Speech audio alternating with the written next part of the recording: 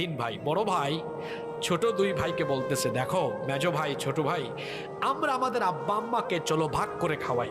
আমি 10 দিন, তুমি 10 দিন, মেজো ভাই তুমি 10 দিন, ছোট ভাই তুমি আরো 10 দিন। মেজো ভাই বলতেছে বড় ভাইকে, বড় ভাই আমি আপনার সাথে একমত নই, আপনি 1 মাস, আমি 1 মাস, ছোট ভাই 1 মাস, এরকম ভাগাভাগি করি।